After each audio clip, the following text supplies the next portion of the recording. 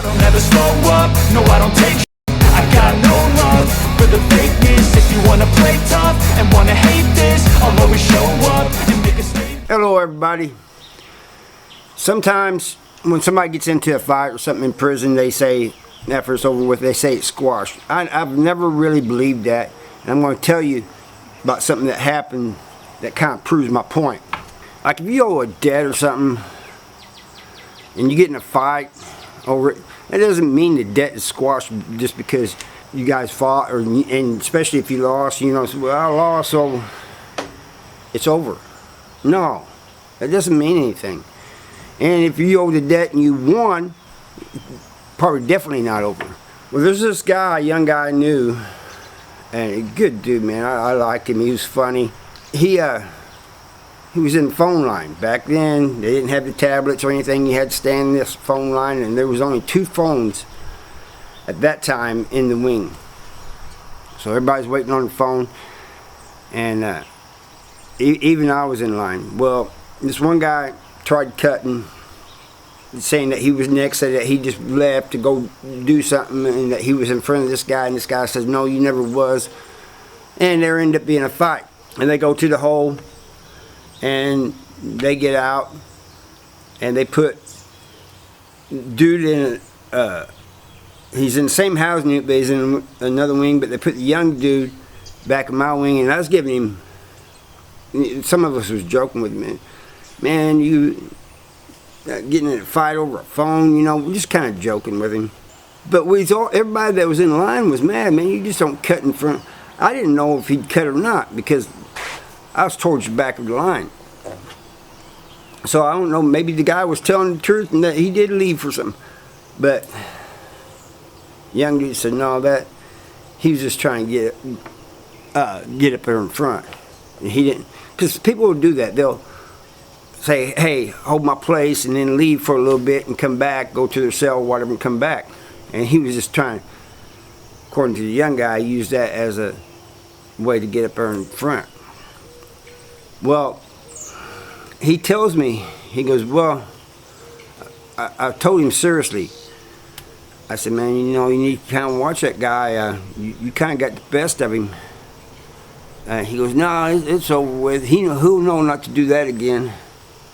I said, I ain't talking about that. I'm talking about you need to be careful around him, be aware around him, because he may want some more. He goes, no, I don't think he will. It's over. I said, man, never say it's over. Never say that. And he goes, oh, Harv, you just paranoid. Man, all you older guys, man, are always walking around here paranoid. Yeah. I wouldn't say he's paranoid, we're just cautious. You never know what's going to happen. You know, there's people could just come up and jump you and have no beef with you or anything. You know, they're trying to pull a check-in move or something's not, they snapped in their head and thinks everybody's out to get them. I've seen that happen before too. Well, about a year goes by. I was working in the gym, and all of a sudden, I think, what is it, 10:37 or something, all these COs go running out of the gym. There's like 2 or 3 of them, go running out of the gym. So we all go to the front of the gym to look out in the yard, and I could see, it was way across, they had 2 softball fields, and it was on this other one. They didn't have the gym or nothing, they just had the yard, my housing unit. I could see 2 guys just tumbling around on the ground, and then one laying there, and dude over him. I couldn't make out who it was. You know, I couldn't make out either one of them. So they locked us all down and everything. I seen the one guy who was in cuffs. I still couldn't make him out. It was a distance. I was trying to figure out who it was. By then, we kind of figured that it was a stabbing because they told us to lock down and everything. And so we go on lockdown for like a day and a half.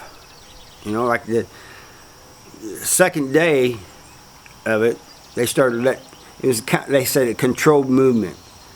And that means that they escort you to chow and everything, and there's no yard or nothing, but you're escorted to medical and all this and that.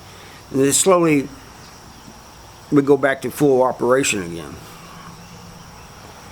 So everybody's kind of wondering what it was, and one of the guys, word started getting out that it was the dude, the young dude, and the older dude, the other dude that tried to cut with him in line. And he had stabbed him. It went up to him and stabbed him. I guess the dude, I don't know if the dude was paying attention or seen him coming or what. I don't know, but it was a blade involved. We heard that the young dude was in the hospital, that he had to be taken to an outside hospital. So I'm telling people, man, I told him, man, to watch that dude. And they said, yeah, but even if he was watching him, that could have happened. And that's true too, but at least I know the guy wasn't paying attention to it. Pretty sure of it, because he said he didn't have nothing to worry about. Anyway, a month goes by and not hearing anything. We're thinking he's in the hospital or something, you know. And I'm thinking, man, if he's in the hospital, he must have got hit pretty good if he'd been there that long. So finally, my cellie, there was a CO going by, and my cellie asked about that guy, and the guy said, no, he didn't make it. Man, I don't know why, but that really hit me, man. Usually on things like that, I'm just like, oh well, you know, this life is prison. But that didn't really hit me, because that dude used to talk to me about his girl, his parents, his little daughter, man. I'd see him on a visit with his girl and his little daughter, man. He's just happy and just beaming. I don't know if that's why it got to me or not, but I never saw the other dude again, but I was wanting to.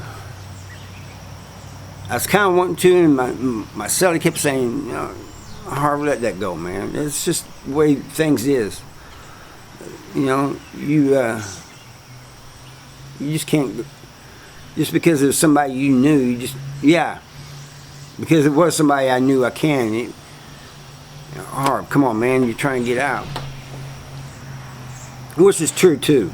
I was wanting out, but man, that really got to me, you know. Well, I had forgotten all about this until the other day when a friend of mine, Kevin, when I talk about from time to time, calls me, and we get talking, and pretty soon he tells me, he says, hey Harv, you remember that one dude that stabbed your little buddy, your young buddy? And at first I didn't know what he was talking about. I gotta move this, son. First I didn't know what he was talking about. So he tells me. And finally I remember, and I said, yeah. He goes, he's back here on the yard. And I said, oh yeah. And, you know, phone calls being recorded and everything.